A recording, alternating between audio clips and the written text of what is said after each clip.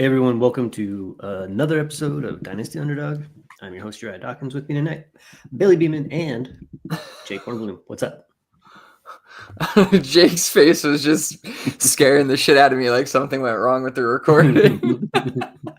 But oh man, I've been in meetings all day, so I'm excited to talk some football. How you doing, Jake? I'm doing well. I haven't been in meetings all day, but I've been staring at spreadsheets, so I'm also excited to be talking about some football. Same. Different, still the same. So I did a combination of both those things today, so I guess this is better. There you go. All right.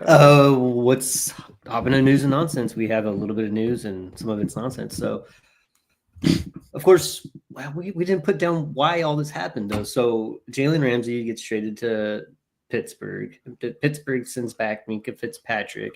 And then, like we all knew would fucking happen, Jonnu Smith also gets sent to Pittsburgh. So, everybody's wondering what the hell, like, what are they going to do at tight end in their Miami? And today we find out Darren Waller, the Darren Waller, is coming out of retirement and will be playing, or at least be rostered by Miami. He's performing the halftime shows. What do you guys got? Oh, I don't think so. That's what the conditional seventh is on. If he performs the 2026 Super Bowl halftime performance, they get the conditional seventh. Yeah, my goodness, it just seems like a waste of a swap. I don't know.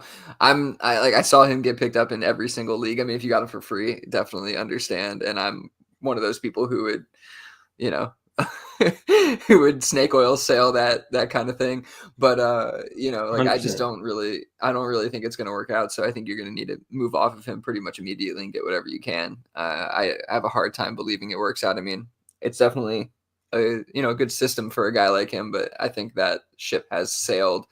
On the Jonnu side of things, it's obviously a mess for both Freiermuth and Jonnu's value. But the more I thought about it, the more I'm like, I wonder if it depresses Freiermuth's value enough where he's kind of a value and he's still going to be pretty good. I think he's going to be the main target there more so than Jonnu is, though he's good. He's going to be a good scheme fit.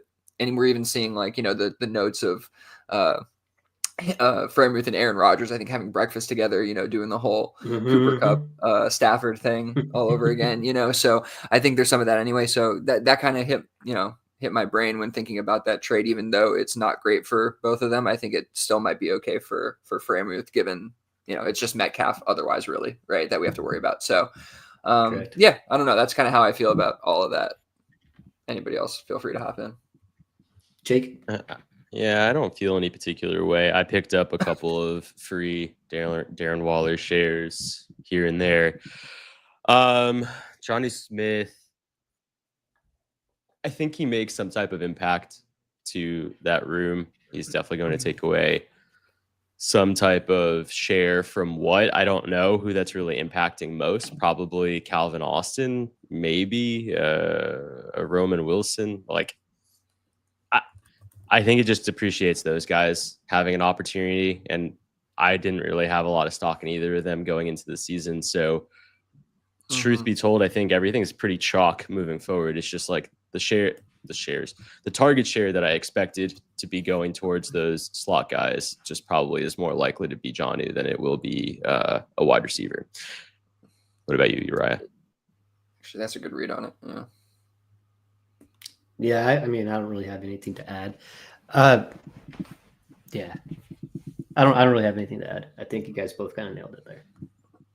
Yeah, I mean, I think the only other thing to mention would be that he's never been highly utilized under Arthur Smith, even though he has played with Arthur Smith and is clearly a guy that he, enjoys on his roster.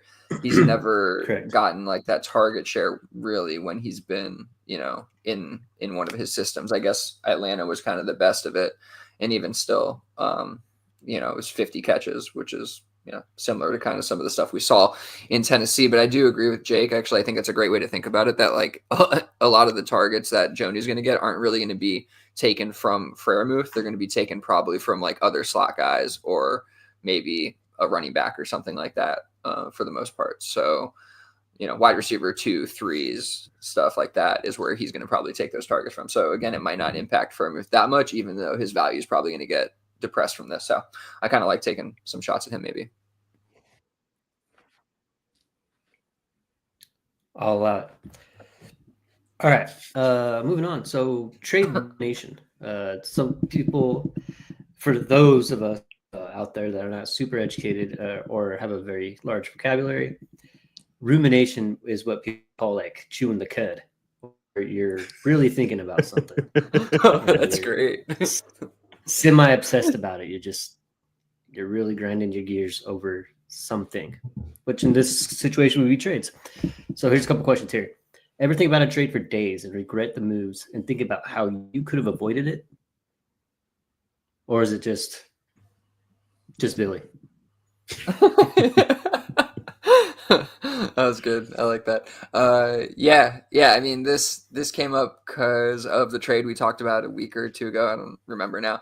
But the Josh Jacobs trade I made or whatever. Yes. And I was just, of course, I'm thinking about it for like the next few days, and it's like bugging me. You know what I mean? It's just like, why did I do this? I would have felt a lot better if I just didn't. You know what I mean?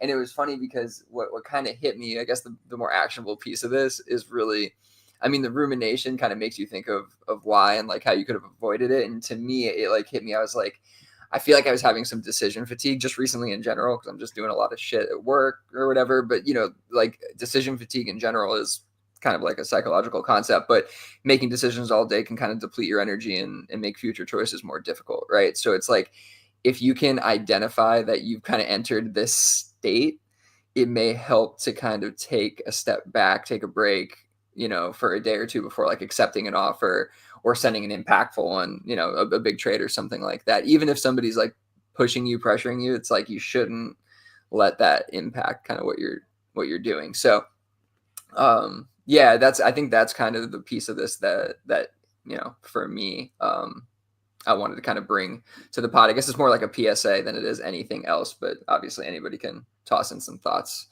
or we could just move on. Well, I was saying, this show is not just fantasy, right? Sometimes we have life lessons, and often sometimes. But I mean, this is just something like, so say you started your Dynasty career 5 years ago, and man, you really got into trading, and this was like something that you did regularly and was like actually like more of a part of your lifestyle. Well, when you move into like, say you get promoted at work, and maybe you have, like Billy's saying, make more decisions for other people, or you have more responsibility on your back, or you have a baby, or you have your second baby, or you got a dog, and now you're actually having to make these other decisions. Like being able to make a decision over your fantasy team just becomes like one more of those things that you think about the ramifications of more than you probably did before. You're having to deal with ramifications of all these new decisions you're making in your life. So I think at that point, maybe it's time, once you start taking on more responsibility or having to make more informed decisions that actually affect people you love in your family or your life, your future, maybe having to deal with, frequent dynasty trade decisions is something that you don't want to mess up. Don't want to have to reminisce about or chew your cud over 3 weeks later because you just got a trade done because you wanted to make it, if you could just take a step back and realize you have other things going on, and this is not necessarily pressing at this point in time. And then you don't really have to worry about, did I make the right decision? Yeah. Before you jump in, no, that's great. That's great stuff, Uriah, really. And before you jump in, Uriah, that's the funny thing is like I accepted, not the only reason I accepted the trade. There was obviously there was something I saw in the trade for sure, but also I accepted it because I was just like, all right, I've been thinking about this too much. Let me just do it. You know what I mean? Instead of like really just getting down to exactly what, like only solely based on like the evaluation rather than like that thought actually kind of hit my mind. You know what I mean? And so like, that is definitely, once you feel that, you should be like, no, like, let me just like take a step back completely and maybe send this trade a week later if I want to, you know what I mean? But go ahead, jump in, Jake. No, I was just going to add same-ish story, anecdotal.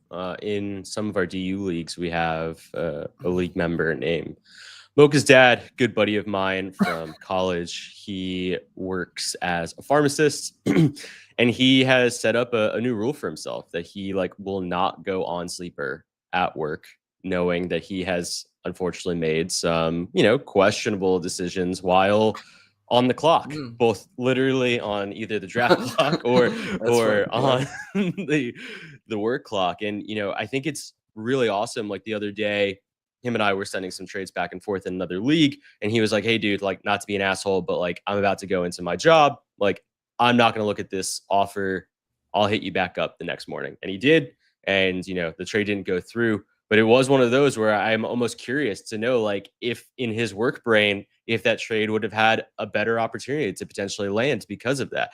And with that being said, it isn't just necessarily about the fatigue you might feel after a day, but also just like what you're kind of straining your brain on throughout the day, making sure that this is still a priority. This is, a main source of entertainment for a lot of people. And you don't want to water down that experience as well. So if it's your 5-minute bathroom break and that's the time that you augment to fantasy football, so be it. But at least it's like the key interest at that given time. It's not you checking your phone while also looking at spreadsheets, while also sitting on a meeting, while also doing something else. Yes.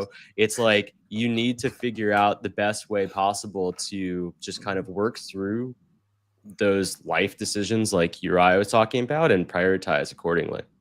And also shout out to old Hunter Tom. We love the algorithm. Yeah, absolutely, man. That's awesome. Shout out. Appreciate you. Clearly, shout out. They're just trying to make your night better. That's all. They know what's up. We got Iston here as well. How to step away from a multi-day trade negotiation as it pushed into what you're saying, Billy. So it's good to know. Like, this makes me feel better about bringing this topic up, that I'm not the only one feeling this, because it felt like, it sometimes when you, or more times than not, like, I guess I think about the moves that I make a lot, like, afterward. And especially when I feel like I potentially did something that I could have avoided, I want to think about how I can do that in the future. And, I appreciate other people kind of vibing with that. He also said DK is about to be Jonnu Smith. I don't think there's any impact there, in my opinion. But I appreciate you guys on this topic. Anything else for the trade rumination? I do think in general, like, that's anecdotally, Jake, that's like a great one, because like I do look at this stuff a lot while I'm at work, you know what I mean? Like, often, and those are the worst times to actually like execute something, So it's like, Definitely. I do like the times of the day where I can just, nobody's around. It's like I'm laying in bed and it's just like you're honed in on this one task. And it's like, again, you go back to the point where it's like you're actually enjoying it, right? You're not thinking about this other shit, all this other stuff. And it's like, it's almost like a chore in the middle of the day where you're at work. Now it's like, it's almost like a video game or something at the end of the day that you're just like doing and like not having to think about it. So it's a great point, and that's where the space you should get yourself in whenever you're either going to accept, look at trades, whatever it is, or send them out, make roster moves, all that good stuff. Get in the right headspace. That's all. Anything else? No, I just want my my employer to know that I don't look at trades during the workday. So, yeah. Yeah, who said that? What are we talking about? Like, yeah, come on, relax. Yeah, me too. I'm a public employee, so yeah, no. All right, cool. Oh my goodness. Easier said than done. Oh, easier said than traded. Advice versus reality. Here we go. Advice is easy to absorb, but harder to apply when league dynamics, relationships, or savvy managers get in the way. And here are some tips to navigate. Take this away, Billy. What do you got? So yeah, I mean, we don't need to like, again, I don't know. We don't need to harp on each one of these points, but I do think it can be helpful just kind of thinking about, we talk about like doing this, that, and the other, and a lot of the times I go into my leagues and I'm like, God damn it, Jake has him, or something like that, and I'm like, he ain't gonna trade him away. You know what I mean? So like, even just at like the baseline of that, just there being a manager who has him, and it's like that's not gonna happen. But like a lot of the time, you'll go to a team and just be like, yeah, like this person's not gonna go for a trade because this is the only tight end they have or whatever. If you're going after Trade McBride or something, you're like, I don't have a really good option to offer back, and that that's kind of their team composition. So it's like you just kind of realize, oh, it ain't going to work out. So it's like, how do you get into these pieces, without being completely thwarted just by the situation, without even kind of like sending an offer, and I think, first of all, one of the easiest things is just like, you cannot get discouraged by this because it's super normal. Like there's a lot of, there's a ton of, advice out there that you're not always going to be able to attack the way that it's being, put out there to you. But also I think that some managers just may be like, no, I'm not going to do that. You know what I mean? In that way. And you can't get discouraged by that. You got to find a different way in. So I'm going to just throw it to Jake here before I get into anything that I have written down really, but like, how would you kind of approach this kind of thing if, you're even giving advice on here, right? And you're trying to go actually implement it, but you look at, the team that has whatever target you're after, and you're just like, this isn't going to work out really that way. Like, how do you approach that? Yeah, I feel like we really do a great job with that, honestly, in the Discord chat whenever there's a trade partner or a trade pull and we ask for a little bit more context. I think like the biggest thing is really around education more than anything else. And it isn't saying, no, that won't work, or yes, that will work. It's really about understanding kind of the presence or the anatomy of the league itself or the team, and trying to kind of work through things through that lens. Clearly, we all kind of live in our own vacuums when we discuss the leagues themselves, which is why you talked through that. So I think that makes a lot of sense. But for me, it really is just about like understanding and rationalization of like what we're doing. Like, what are you trying to do with said move? And then kind of allow that to dictate the next step. Going back to a couple of conversations we've had in the past, I think it's also about just kind of creating some type of plan. Doesn't have to be a project plan, but just some type of plan that sees multiple steps in place for you so that you can get some type of conclusion that you're looking for.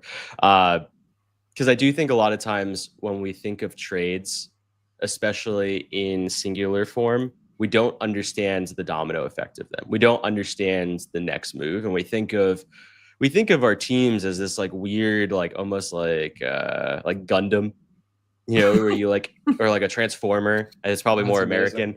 You like remove like one arm and you replace it with a leg. And it's like, oh, that's not very functional, but that leg looks really good though, right? Like that isn't necessarily like making your your mech any better. So I think like for me, it's really just about understanding the entirety of the picture. That I think that's really the best advice I can give when we're trying to think through, the polls that are provided to us or the team construct questions that get posed and how we want to work through them. All right. So like, let me, and I think that makes a lot of sense, obviously. But like, let me reframe it a little bit. Like, I feel like I thought of this because I was looking at leagues that we're in together and I was realizing that my options are a lot more limited, right? Because of the, people are listening. You guys are in the leagues. Josh is in the league. A lot of people who are going to be very wary of trading with each other are in these leagues, right? So it's like, how do you get in on players that you want when you have that issue? You know what I mean? And so I was thinking of a couple of things which I wrote down here, like one of them, and that was also part of like, don't get discouraged, because obviously it's not personal that like Uriah is rejecting my trades constantly. You know what I mean? It's more just like it.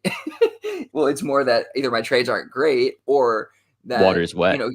No, or he's just being heady and he's not. Yeah, right. Water's wet. Or he's just being heady and he's competitive and he doesn't want to just give trades away, right? Like that's obviously what it is. And so you can't like take it any other way than it's just a game that we're playing. But when you're trying to get in on these things, one of the ways I'm trying to think about doing it more is like, okay, maybe use a different entry point, right? Like maybe don't even make an offer for that player initially. Maybe make an offer that is probably not going to get accepted on something else, just to get like the gears turning a little bit, right?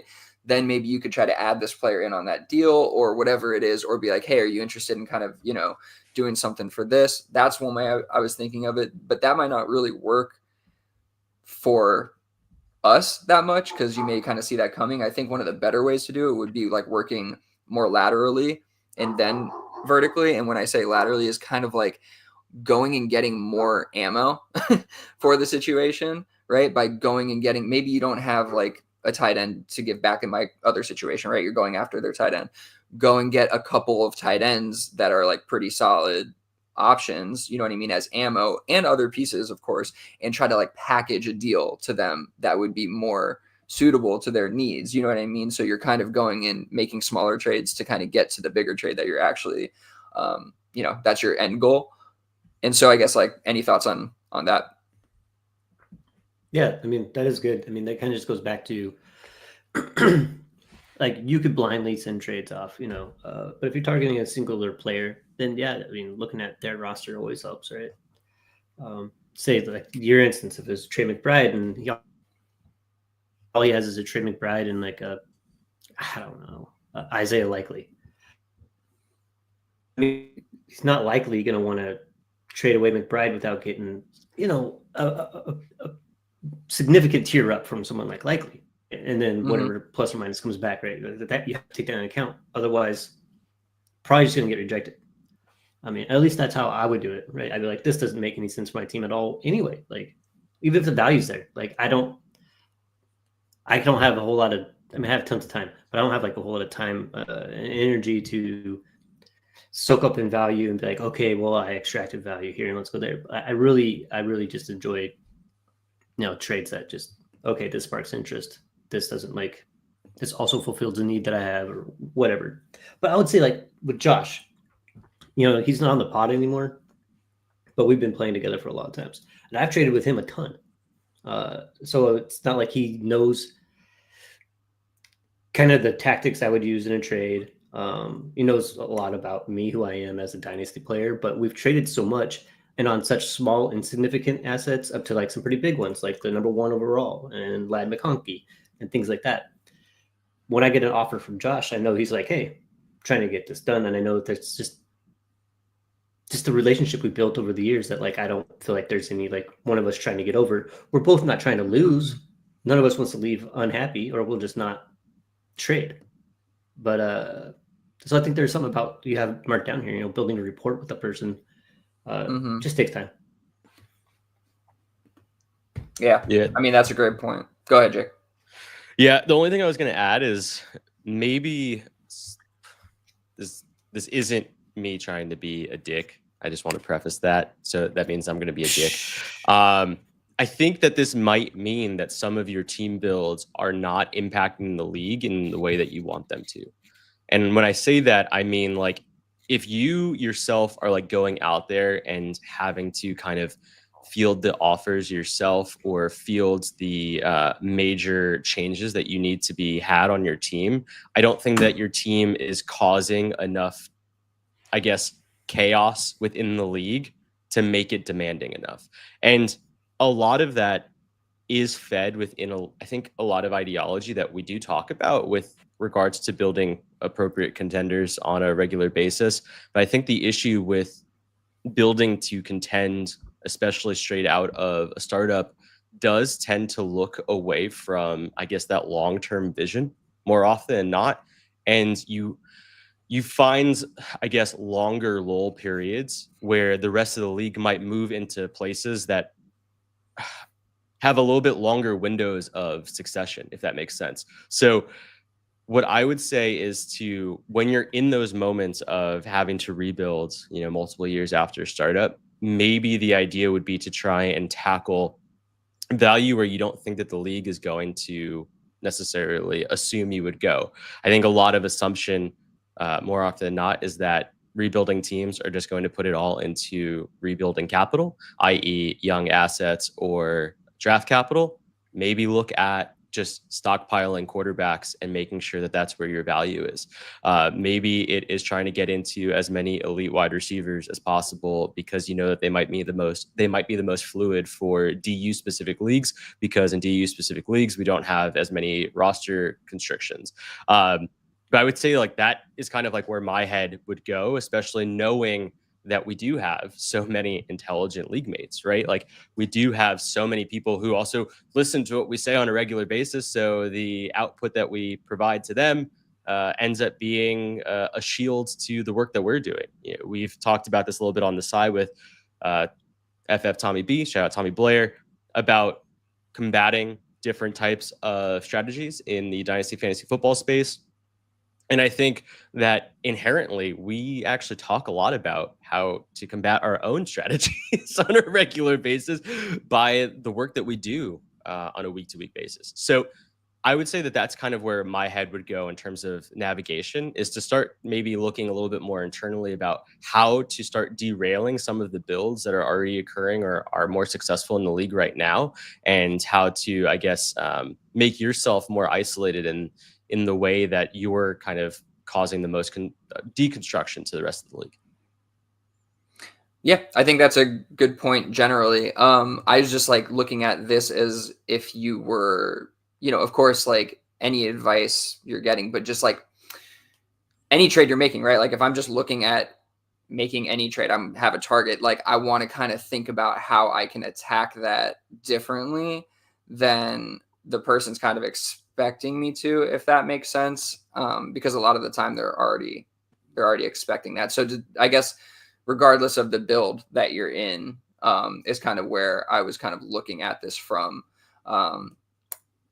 Like, you know, and just, I guess my final point here would be like something I do often if I'm looking, if I'm trying to make a deal with a savvy manager, is I'm trying to offer them something that feels like a win, right? Where I'm going to be packaging probably a few assets for, you know, one or something like that, offering picks in there, you know, whatever it may be, you know, trying to kind of facilitate maybe their contending window or whatever it is, to grab a piece off of them, you know what I mean? And make it feel like there's almost no way you can't accept this offer, even though some of these guys may be older, maybe whatever it is, right? Like they're, you know, they may have warts, but they're still, you know, solid options for a contending team. So that's kind of where I was thinking about it from. But I mean, your point is well taken either way, Jake. I do think that is how others should be kind of thinking about constructing their teams to impact the league. So I definitely think it's a good point.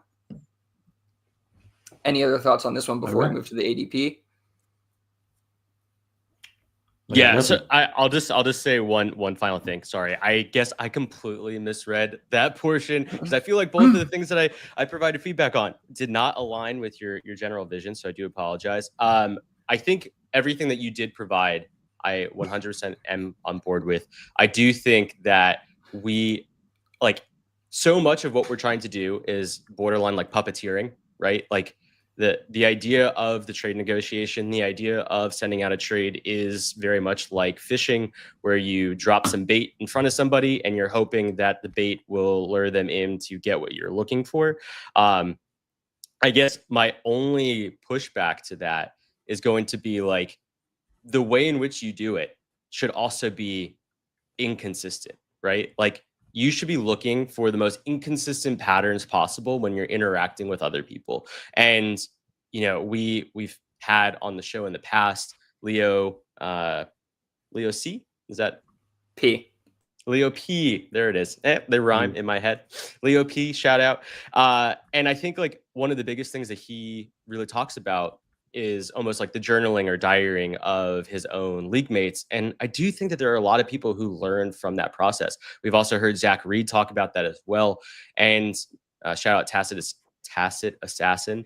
And I think like for me, the biggest thing is knowing that there's voices in the space that are telling others to do these things because it's successful for them. You now know that other people are probably doing something similar. So be as inconsistent as you possibly can. I think that's one of the things that I try my best with is I don't like to be consistent. I don't like to try and put packages together that are the same. I don't like to communicate the same on a regular basis. No, it's not because I might have, some type of multiple personality disorder or something along those lines, but it very well might feel like it. But yeah, I think that's kind of where. Yeah, you might.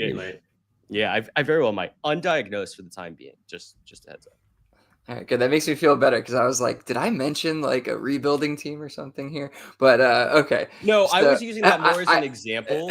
I didn't mean that like so specific to you. I just know that happens to be a huge, like, we talk a lot about it on the side, specifically about because I've been working 2 of those teams heavily this offseason, so I get where you were coming from for sure with the framing. But I happened to have been looking through like all my leagues and was like, got it. Sorry. Just making like trade offers in general, and I was running into this thought process, and I was like, okay, I need to think about some different angles to kind of attack these things at than just like, I want Trey McBride. Here's my 2 guys. It's like, that's not going to fucking work. You know what I mean? Like, like we're like 4 or 5 years into half of these leagues. The shit is played out. Like, you got to find a different way in. So that's kind of where my head went. And so I'm just trying to like, offer a couple tips and tricks here that I was thinking of, not even tips and tricks, just like some other ideas of how to go outside the box. And I'm sure there's many more that others can think of and offer. So please hit us in the Discord, YouTube chat, whatever it is with those. I'd love to hear them. Before we move on here, old Hunter Tom, one more time. Wild, because this is in reference to popping up on the algorithm. Wild, because I'm the opposite of a sports guy, especially fantasy, but y'all are cool. Shout out you guys. Appreciate you. Hey, that's cool. He also subscribed to the channel, which is pretty cool. So cool. That's a testament for sure. We have life lessons here too. Yeah, look, we're football adjacent sometimes too, so it's all good. Football and life around here. Okay, we can move on. Cool. Take us to the next one here, Aya. Let's go. All right, so Billy graciously put together this ADP comp sheet for us. This is something I think maybe we've done yearly or damn near yearly, and I thought that was pretty valuable. So what we do is try to take current Dynasty ADP, startup ADP, and then look at redraft ADP. And the theory and premise has always been behind. Redraft guys are always win now, right? They don't care about these players the year after or the year after. They're drafting guys that are trying to score points. And then you have the Dynasty guys who are always focused on trade value, age, the 30-year window, all those things. But if you're really contending and you're trying to make money this year and not just donate, I think there's some value here at looking at what the redraft community is doing, which is trying to score the most points, versus what the Dynasty community is, which is trying to build a really good roster that's going to last quite a few years and hopefully score a lot of points. With that, what are your biggest takeaways here, Jake? Can you put the sheet on the screen there, boss? Yeah, I can. I definitely can. I was going to ask if you wanted me to do that, but yeah, let me. Yeah, that'd be great. I do have a few. Starting from, I got some too. So, but Jake, start. I guess I'll start from technically the top. I did kind of jump pretty far down. So let me look at who's the highest ranked just for, I guess it's probably Bucky Irving is the first one. Bucky does feel like one of those guys where we are kind of in this window, concerned about long-term value in the Dynasty lens, but the redraft community sees what he's worth in 2025 and is willing to basically take that risk, understand that he most likely will have another productive season in their minds, and move forward. I guess for me, I wanted to present that back out to you, knowing that there are a few other relationships similar to this, one in which was Chase Brown and the other one which was Chuba Hubbard. So I guess starting with Bucky Irving, where are you guys kind of sitting there? That was the first guy that stood out to me as well. So you got the redraft community taking him, at the 301, basically, pick 25. But the Dynasty community doesn't want to value him there yet. We have a bunch of new running backs, rookies that are probably going to be taken ahead of him, which is not exactly something that the redraft community typically favors, except for like the really high profile ones like Gene T or Barkley before him and all those. But there's a more than half a round difference between what the Dynasty community is willing to pay and what the redraft community is willing to pay. And I would say that if you're trying to contend this year, that is a slight edge. Not a huge gap, but a gap large enough that I believe Bucky would be one to pursue on a contending team.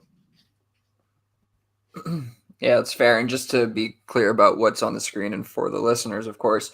So we have Dynasty ADP and Redraft ADP, both from the same source. It's from Draft Sharks, and they're scraping from Sleeper. So it's all from Sleeper.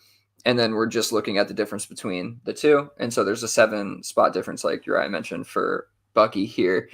And that's, I mean, it's definitely a significant difference, which is why I have it highlighted.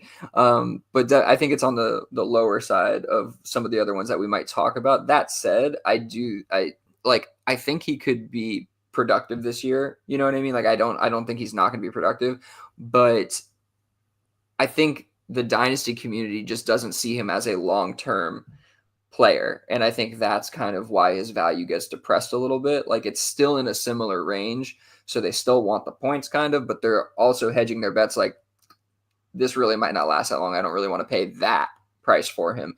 So I think that's what's happening here. And Jake kind of mentioned the same thing, I think, about Chase Brown and Hubbard. Hubbard, obviously, I think makes some sense. Chase Brown, though, for sure, is another one who, let's see, where is he? I should just search for him.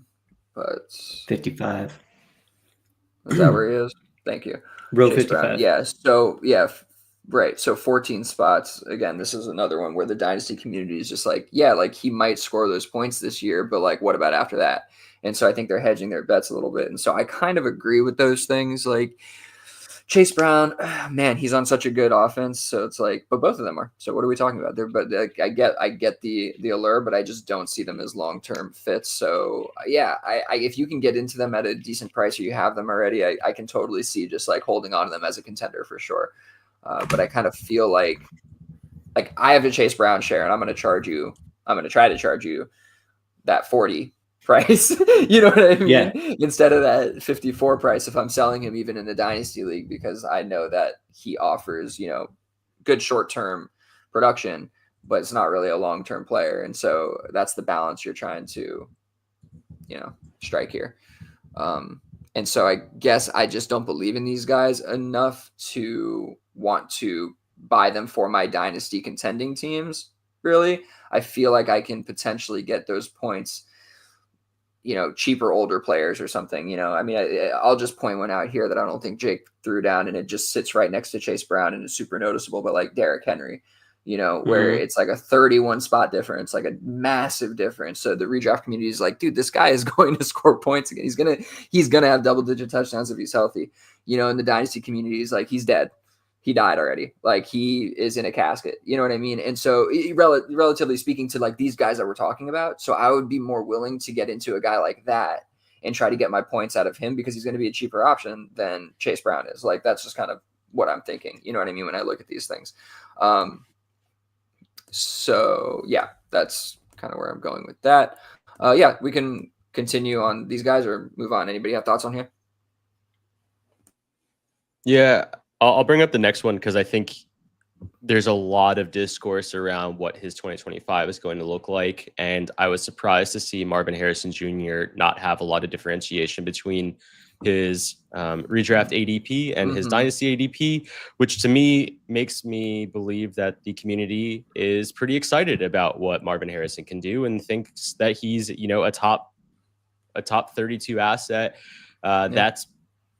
That's alarming to me, in all honesty, because I don't necessarily agree with that sentiment. So where do you two sit? That's interesting. Yeah, I mean, that's definitely high in general. I mean, like, I have very few Marvin Harrison shares because he's pretty expensive. He's a pretty expensive asset. And there are definitely concerns about, just the production, the quarterback, all that stuff. It's not like anything changed from one year to the next with that team. So yeah, I kind of feel that. I think another one that's actually interesting in the same respect is kind of JSN. Like, situation actually changed for him a little bit, maybe for the worse. You know what I mean? And he's seemingly a stable asset, like you're saying as well, like Marvin Harrison. And it's like, are we a little concerned about that at all? Like that he might be a little we might be underwhelmed by these assets. You know what I mean? I'm wondering if that's going to be the case at the end of the season. Any thoughts on that, Uriah? Oh, it was just interesting that you have, both Marvin Harrison Jr. and Jackson Smith and Jigba are valued, or at least getting drafted higher in Dynasty than Redraft. But that's just because we're looking at them as young assets, right? Like what could be. Again, this just goes back to the win now mentality of the redraft drafter. They're looking at Marvin Harrison Jr.'s rookie year last year, like, hey, this guy was the top pick. He was supposed to like really ball out. He didn't do no Justin Jefferson type stuff. He didn't do no Chase Brown type stuff. Like, I don't want to go through spending what I had to spend on him last year to roster him again, even though he's probably costing you a little less than he did last year, roughly. It's just, again, it's about point chasing versus kind of what we do here in Dynasty. A lot of this really just makes total sense when you look at it. Look at all the quarterbacks. I mean, almost every one of these quarterbacks is getting drafted higher. Higher in Dynasty than they are in Redraft. Why? Because these quarterbacks are brand new. They're very valuable, super flex, and we hope to hold them a very long time. Well, with the guys who are just really trying to win this year, it doesn't really matter.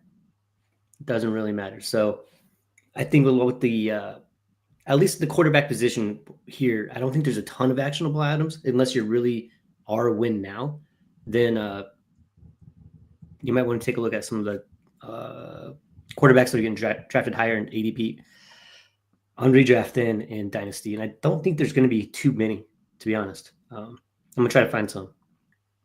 It's kind of weird when you see these like these players where the ADPs are aligned and the Dynasty ADP is higher. It almost feels like that's telling you, like, it's almost telling you redraft is like not that excited about them. You know what I mean? When they're not like way higher, which can be alarming. I mean, it depends. Like you mentioned, obviously, the redraft people can be wrong. Definitely can.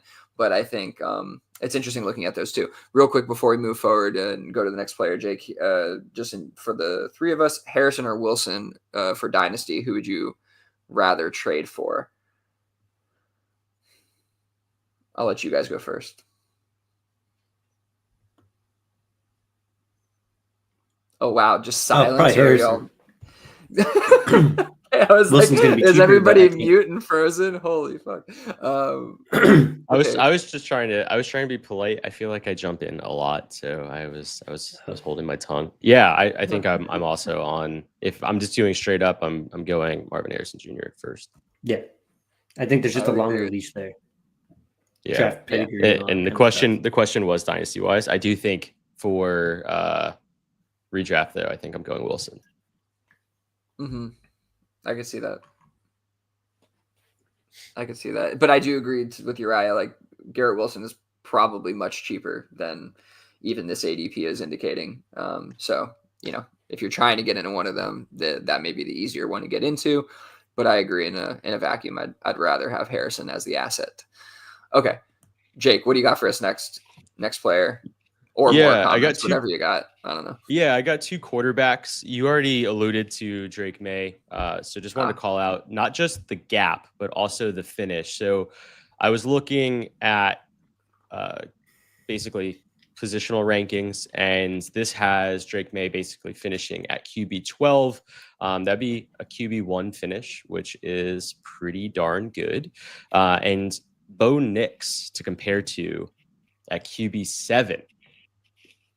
Do we have any concerns, with the potential inclusion of J.K. Dobbins, R.J. Harvey impacting that Denver offense in maybe a less than desirable way? And by less than desirable, let me restate that before we jump the shark there. I just mean in terms of Bo Nix's finish.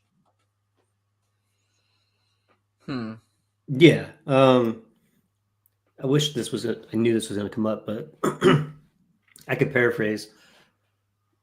Basically, Bo Nix played at such a good clip, especially later on. I believe there's pretty good reason for concern for some sort of regression. I don't think terribly. He played good. It's really good to see from a rookie, but I believe there's some like touchdown to interception ratio, things like that. I believe will probably regress this coming year. And on the other hand, I think that Drake May will probably take a step forward. And this is all just kind of conjecture and just maybe more gut feeling, but just based off of how they kind of started the rookie career and how they kind of finished. I think I'm slightly more excited about May doing a little bit better than he did last year, and Nick's probably slightly doing a little worse than he did last year. This is one where I kind of feel like Dynasty is getting it a little bit more correct than the redraft community is here, right? Like, okay, so we see in the Dynasty community, Bo Nix 24, Drake May 27, whatever. Mm-hmm. You could say whatever you want about that. They're pretty close. Then you see redraft 28 and then 48 for Drake May. Like, that's a giant gap. And granted, like, I understand why Nix is valued higher in redraft. He had a better season. He's still in the same system. They've added, more structure and weapons. But you could say a lot of the same stuff about Drake May, who also looked decent. Let's just put it there, in a really, really bad situation. So to Uriah's credit, with them kind of coming closer together, one taking a step forward, one maybe just naturally regressing, not really because he's doing anything wrong necessarily, but naturally regressing. Like, I just think the community on Drake May might be a little off here. And yeah, I mean, not that that's necessarily super instructive for Dynasty, but just from a point scoring perspective, I don't know if that seeps into any Dynasty managers' minds, but yeah, I just think they may be off there a little bit, and we should expect more from Drake May. Yeah, I think that's all really spot on. I agree with both of you pretty heavily. I think that they probably end up moving towards one another, and we'll call whatever that is the mean between both their outputs. It'll be interesting to see what that actually looks like in terms of their dynasty value next offseason. With Drake May, assuming based off of what we just said, having a quote unquote better statistical season than Bo Nix. And if that is the case, what does that impact? I think it could be pretty significant. And what we might want to do with Bo Nix, if that is the case, like, is Bo Nix going to be considered a potential buy low candidate going into year 3 after the regression, similar to, what's going on with CJ Stroud, et cetera. So things to just be mindful of looking forward. Sure. The last one that I wanted to talk about, this one makes sense to me on face, is Rome Odunze. So we have Rome at 75 on Redraft ADP, 56 on Dynasty. Are we adding too much of the magic fluff in the Dynasty space to the potential output of Rome Odunze? I've heard a lot, especially over the last few weeks. Got to listen to Matt Waldman on both Reception Perception and Feel It or Fuck It, talking about Rome Odunze and the Chicago just output, right? Like, what does he expect from a projection perspective on how Chicago's offense is going to run? And it does seem like there's a very strong possibility that all 3 wide receivers could, in a theoretical space, eat.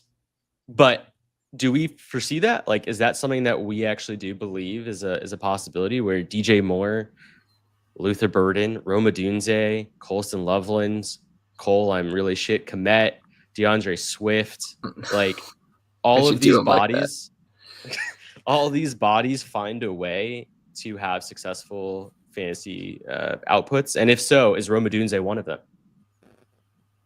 I'm sure there's a timeline where it happens. I don't quite see all of them, being fantasy viable necessarily on a regular basis. So I guess my answer would be no. I don't really buy into that. And I guess your question, like, is there too much magic fluff? You mean like the Ben Johnson fixes everything fluff?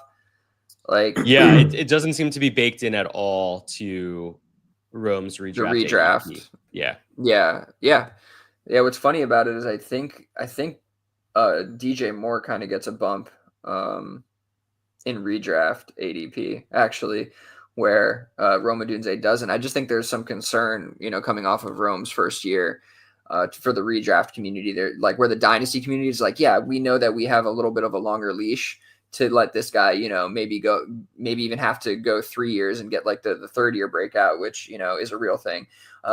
There's that possibility that, that can still happen, but redraft's like, I don't give a shit about that. He was terrible last year. Like he didn't do anything for us. You know what I mean? And he's going to probably be similar this year because ton of target competition and a new system and added weapons and yada, yada, yada, So I don't think that I kind of think that they might have some, a point at some level. So yeah, I don't think they're totally wrong, but I do think that there is maybe a little bit too much of that magic fluff, and I'm not sure they all can thrive in the system. But he can definitely be one of them that does. I don't know that he is. They added a new wide receiver to the system. We know DJ Moore can work. They added Loveland. Odunze is kind of the one that they were not necessarily stuck with, but it wasn't their option, and he's a young player who's not proven. It wasn't Ben Johnson's pick. So he's kind of the one with, I think, more concerns than the other ones, and that's why he's getting, that ding, I guess, in the ADP for redraft. Yeah, pretty much nailed it. Just kind of goes back to the "what have you done for me lately" mindset that we came from redraft that we don't really have in Dynasty. And in Dynasty, we have a whole lot of hopium, glass half full viewpoint. And I think it's really kind of important to look at what the other half, or actually it's probably more like what the other 80% of fantasy players are looking at, and that's scoring points. In redraft, you don't have to draft Rome Odunze in the back half of the fourth. You could take a shot on him sometime in the sixth. And that's fine. You don't have to draft him all. If he balls out, you could confidently draft him next year.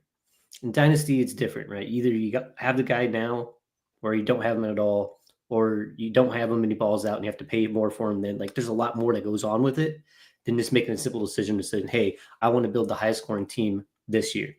So I think that's why we see these discrepancies. And I know I've repeated myself a lot about it, but it does matter. I think the information's useful. Billy, do you mind going over into the second tab? I have filtered out some views for us. So really what I just wanted to look at was just kind of compare the entire room and what that narrative looks like. So to Billy's point, DJ Moore sits there at the top with the highest ADP or lowest ADP, however you want to say it. But he actually sits at basically tied with Colston Loveland in Dynasty ADP. You're talking 69 versus 70, whereas Colston Loveland is 103 overall in redraft. And Rome Odunze sits at wide receiver 1 in Dynasty ADP versus wide receiver 2 in redraft.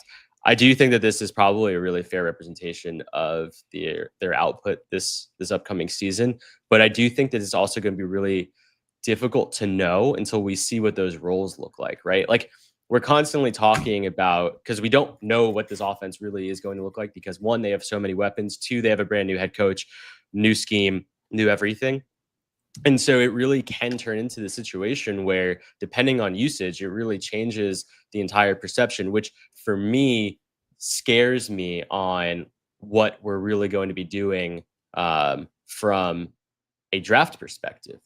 In redraft, I actually don't want to be drafting any of these bodies because I do think that their outputs are probably the least predictable, even though I am excited about their offense. And that's kind of where I find myself most concerned. And sorry, I was just doing a quick formula to just get the values out, which is why you get wide receiver Chicago in the team function. I just took it from the player. I should have done that.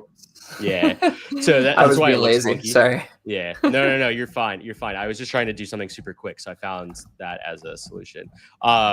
So yeah, I think that that's the last thing that I just wanted to say on it. I think that this is a really helpful exercise, but there's a lot of actionability, especially as we get closer to the NFL season. And this is something that we talked a little bit about offline, but as we get closer to the NFL season and we start to see the redraft ADP kind of shift in different ways, depending on training camp talk and, different impact to the actual league dichotomy, I think that that's where we're going to be really seeing the changes to ADP and also what we can do as dynasty managers in our dynasty leagues to kind of take advantage of those differentiations. Yeah, we have to. I think that's something we haven't done year over year is kind of look back to this and like pull a new data set and kind of see where things have changed a little bit. But also looking at this, it's interesting. First of all, I think I'd actually like Luther Burden the most in redraft, to be honest. If I'm like from a redraft perspective on this team, I think he's the cheapest. And late in the season when you need him, he's probably going to, if he's going to do it, if anybody's going to do it, it would be him to kind of like step up late in season and, as a rookie and really take off. So I think you could see that there. Dynasty community definitely agrees. They're way ahead on that. I also think that looking at different teams like this in this view, like Jake's doing here, I'll make sure I update the sheet with the team separated and everything, and I'll share it with the Discord so everybody can kind of look at this sheet and try to use it however they want. But I think looking at the actual teams can give you some insight like Jake's doing here, where it's like a waterfall and you're like, okay, you can kind of see, or you can envision like who might be the best value based on, the ADPs and kind of the situation. So very, very interesting stuff. I actually hadn't looked at it really like that before, Jake. So I like that view. I did want to mention just a couple more before we move on here that I thought were, interesting values. One of them was AJ Brown, 8 spots ahead in redraft. He's a guy I have actually been trying to trade for in dynasty leagues. I did notice that he was a little further down the ranks than I expected him to be, going to, all the different sources, KTCs, ADP, whatever it is. You're just like, yeah, I think he's going to be a little bit better than that. So one guy that I think there may be, somebody to take advantage of there in your leagues. And you guys can feel free to disagree on any of these guys. I'm just going to run through them real quick. Jonathan Taylor was another one, 9 spots ahead in redraft. That's interesting. I do think that maybe we're being a little hard on him. Granted, he did have a ton of carries last season, and it's not a great situation. So, I mean, you guys can tell me if you think the redraft community is wrong on that. One of the other ones I had here, where'd he go? Let's just find him quickly. Ken Walker was another one, 7 spots ahead in redraft.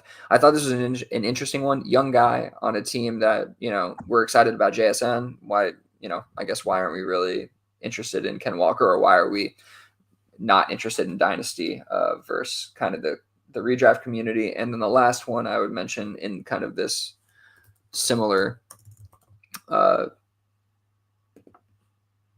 space is Joe Mixon. 24 spots ahead in the redraft community. Really, really depressed value in Dynasty. He's going 80 in Dynasty, 56 in redraft. That feels like one that you could take advantage of if you're a contender. Like, I know we don't love Mixon. I know he's an older back, but he's, we love Woody Marks here, but man, it just feels like they're going to ride him hard until the wheels fall off. And, it might be this year, but if not, he's going to be pretty successful, I think, from a fantasy perspective, which is what the redraft community expects as well. So I'll just name those guys one more time. AJ Brown, Jonathan Taylor, Ken Walker, and Mixon. Any thoughts on those guys?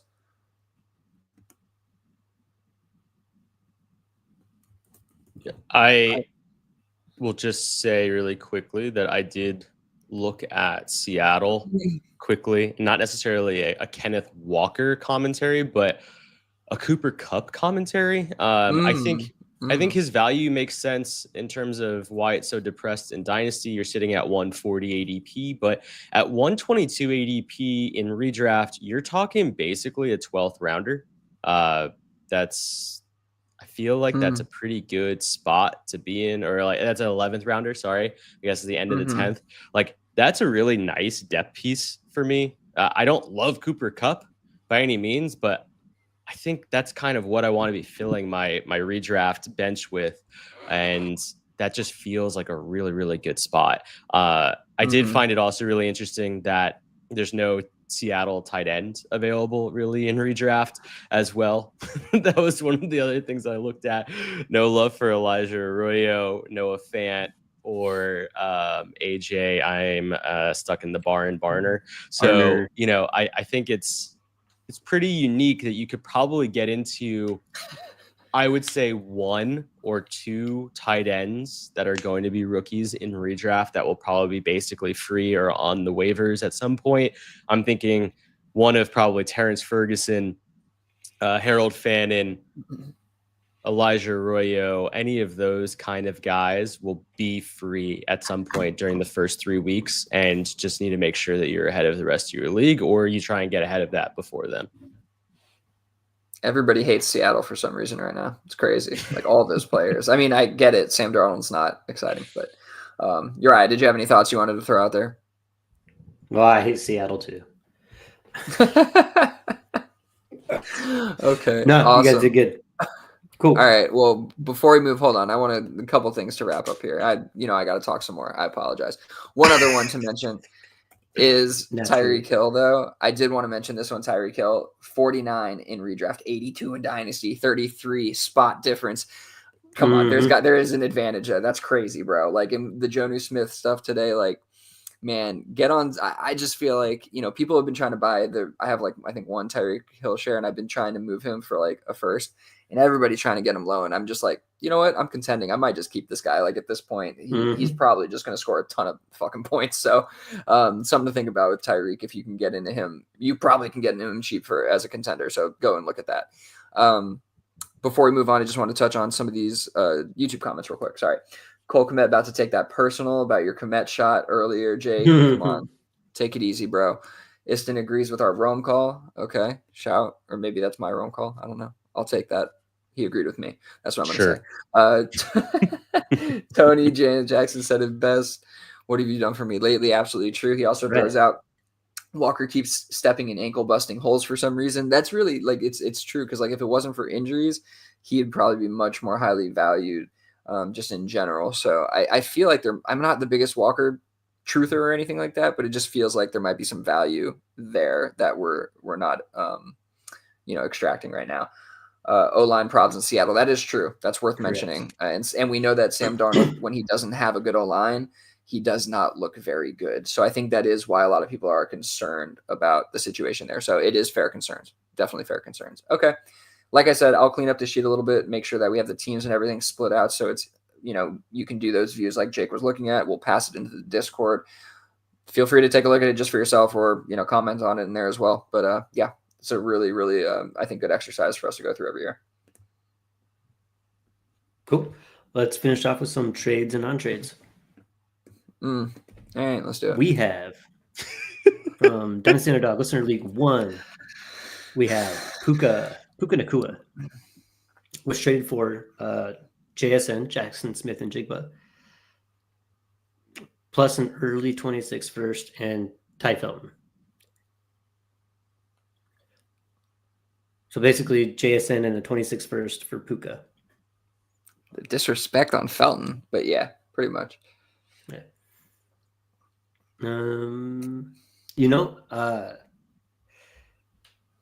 Shoot. I think I might do that. I think if I had JSN, or I think if I had Puka, I don't know, man. I don't like it.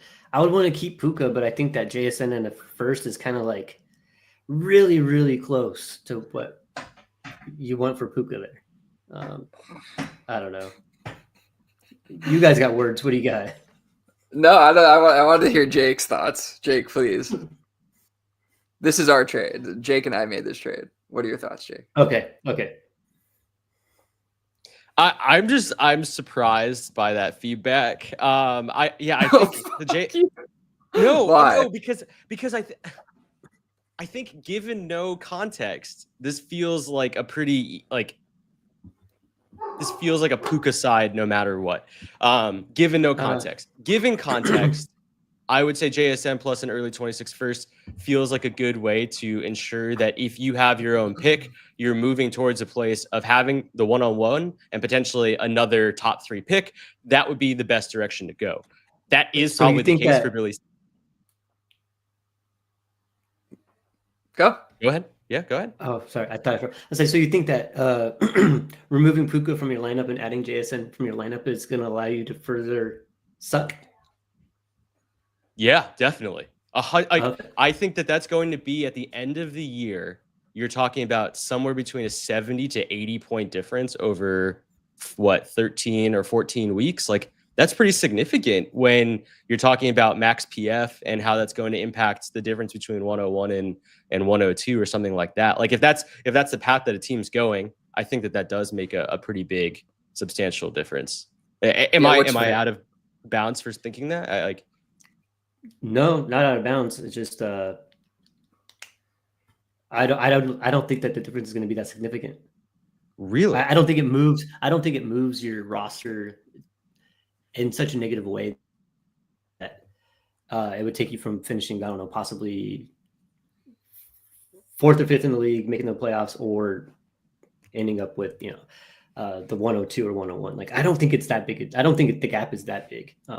Maybe it possibly can, but see, the thing is, it's really hard to do since both those teams and those situations have changed quite a bit since last year.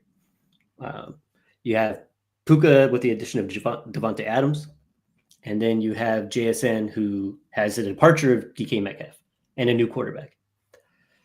So it is really kind of hard to speculate on that. You could take last year's finishes and try to do it that way, points per game, those types of things. But maybe I'm the one that's way off base here, but I don't think that it was, to me, it didn't look as though it was like 100% Puka no matter what. Context aside.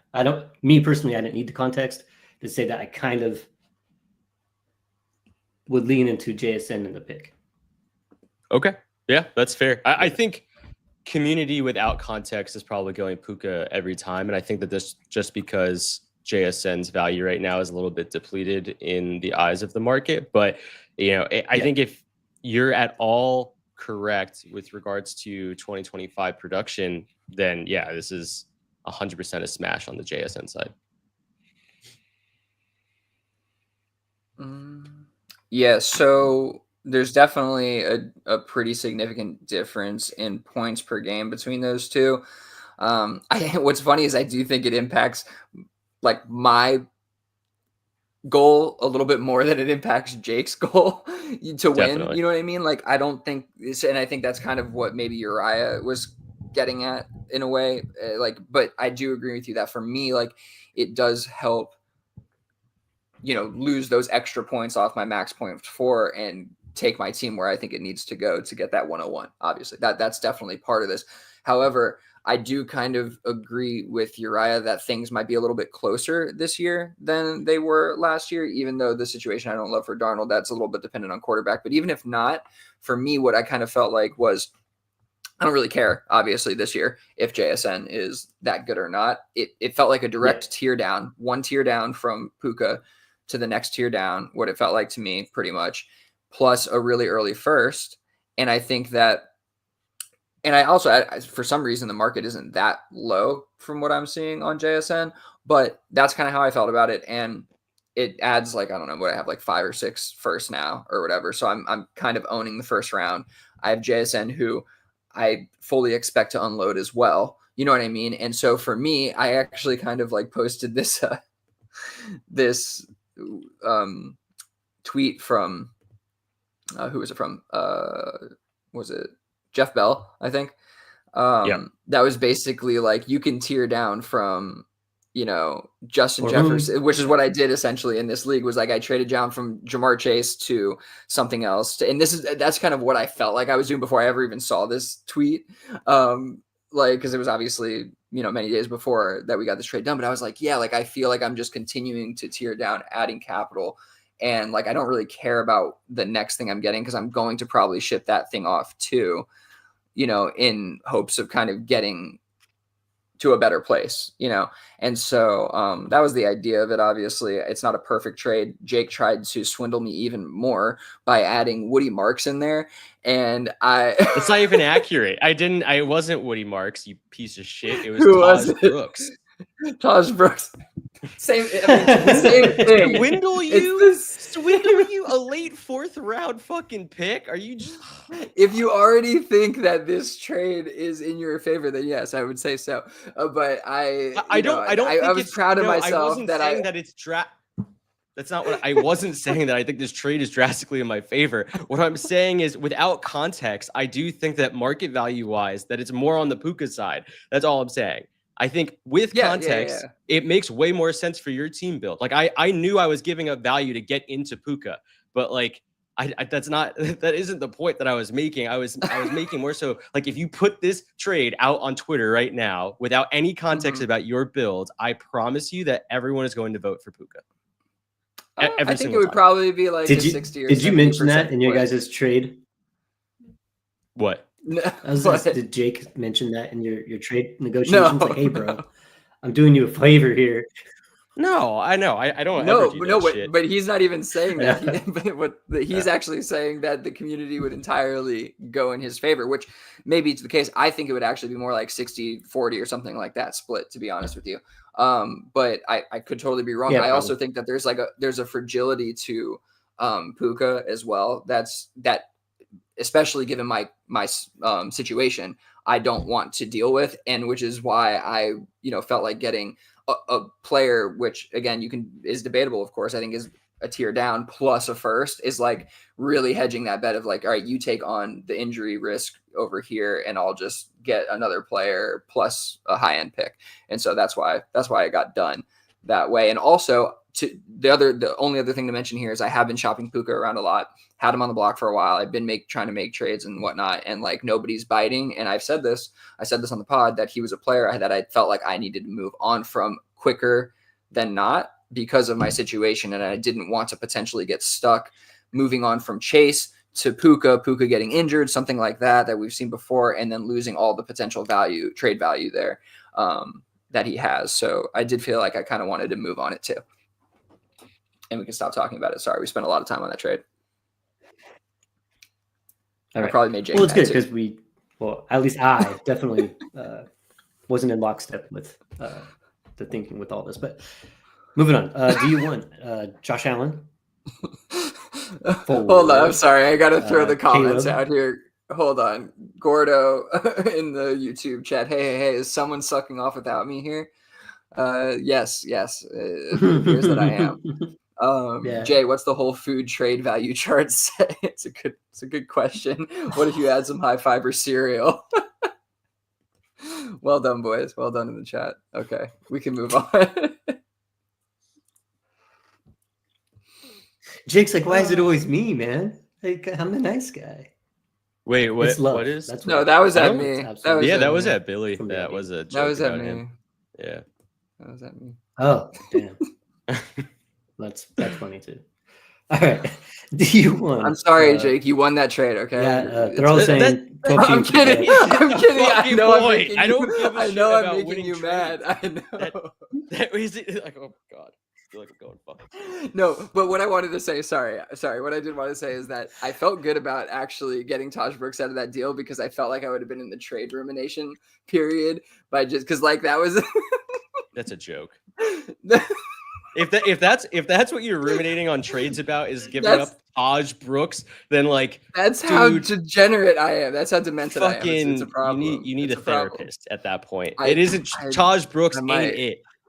That ain't it. Neither is Woody Marks because Taj Brooks hates Woody Marks. For this roster, it's trading assets constantly. I need everything I can get, Jake. Yeah. Let's go. It's another one of my trades. So let's eat it up. I'll pull this. Uriah's reffing. Uriah's reffing right now. Go. Your turn. I'm sorry. The only fucking adult in the room here. Let's go. All right. D1. Josh Allen for Caleb Williams. 27 early-ish first and 27. So basically 27 first, 27 second. Caleb Williams for Josh Allen.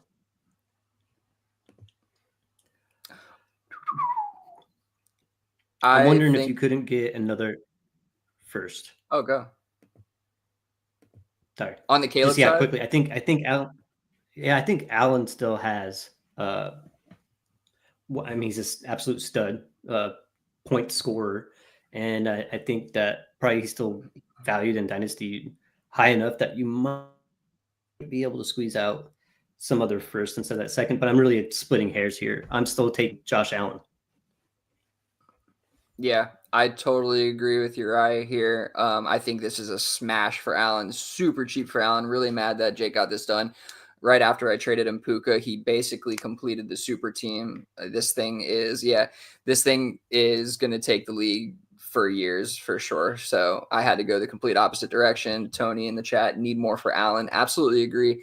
Again, it was, Caleb, a single first and a second. Like, Caleb would literally need to turn into basically Josh Allen. You know what I mean? Yes. So, yeah, this is pretty easily Josh Allen, and moving him to the super team. Just, man, I feel like I would take you for everything you have. I think you have multiple firsts still, I think, next year. And so I would have required you to put more into that. Yeah, I'll be honest. If the other trade partner asks for Kanata Mumfield, I wouldn't have done it. So yeah, Kanata Mumfield gets it across the line.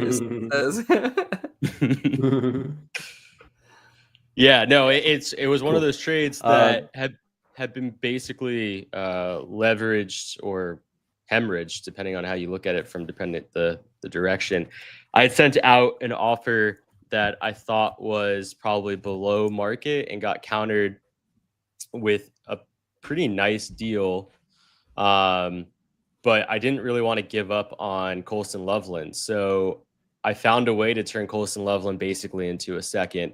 And that felt like the best way to move around that offer. So it all worked out in the long run. But this is one of those where I think it went through 4 or 5 counters and got to where it needed to get to for both sides. Sometimes I do think that's the work that has to be done, unfortunately. So it was good. There were no words even said. It was just trade offers, which was really nice. So shout out to my trade partner on that one. I really appreciate it. Good stuff. Cool. DU2, Jonathan Taylor for DK Metcalf and Tony Pollard.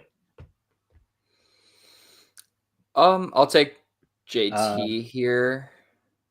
Same. I just think he's the higher end asset, and he's going to be, the dynasty asset you want next year, the year after, and production wise also. Yeah, I agree. I think it's a pretty fair trade, but the JT side clears. Yeah, I don't know what boys.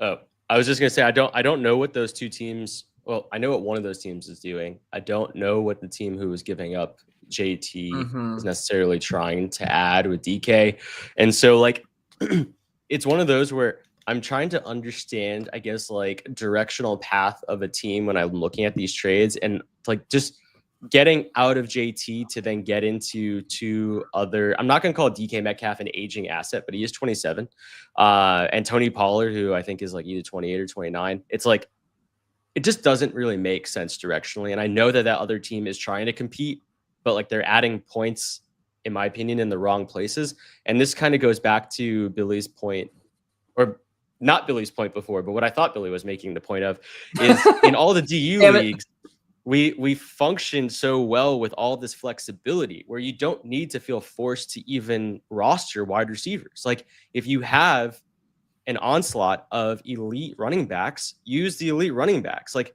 if you're going to quote unquote tier down into a lower asset, do it into the younger asset. Like don't do it into something else that is around the same age profile with realistically not even, I wouldn't even say the same scoring upside realistically. And so like, I just don't get it. And even if you do get lucky for this one individual year and DK ends up scoring similar to JT, you're not going to end up starting Tony Pollard, in my opinion. Like Tony Pollard realistically shouldn't end up in your starting lineup as a quote unquote contender. So like, I just don't really get this move.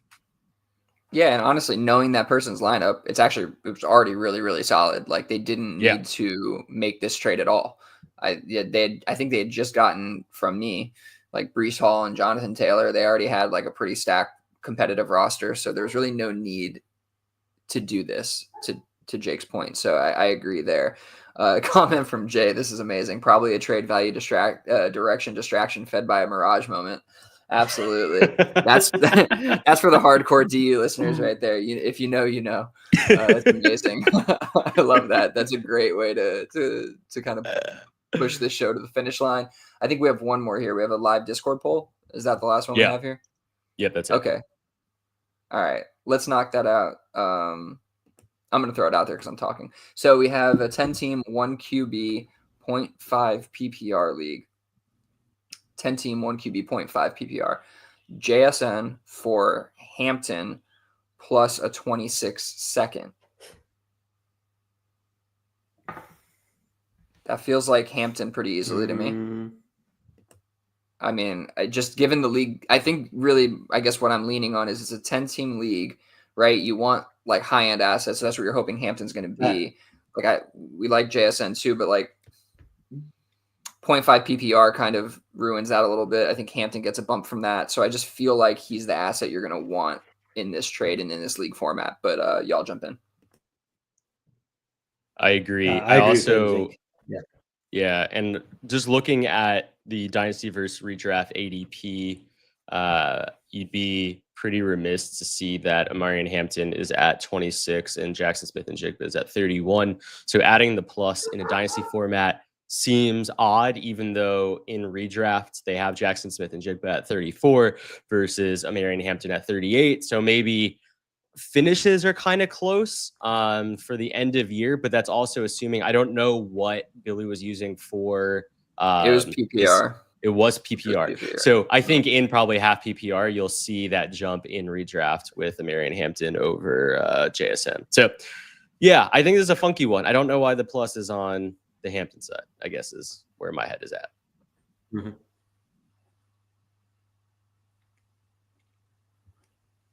Okay. Last comment from the YouTube channel. Value-wise is Hampton. You can move Hampton if you don't believe in him. I basically, agree. What Billy said at first, with its 10 teams, like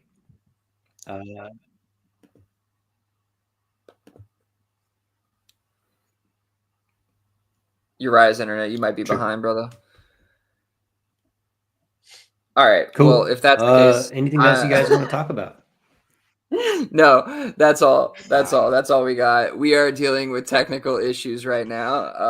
I'm gonna send us out of here at this point. Holy shit. This was a super fun episode though. I really did enjoy it. So thanks everybody for being here. Yeah, we're just gonna leave it at that. We'll catch you next time. For Jake, Uriah, Billy, catch us at Dynasty Underdog on all the socials. Peace out, fam.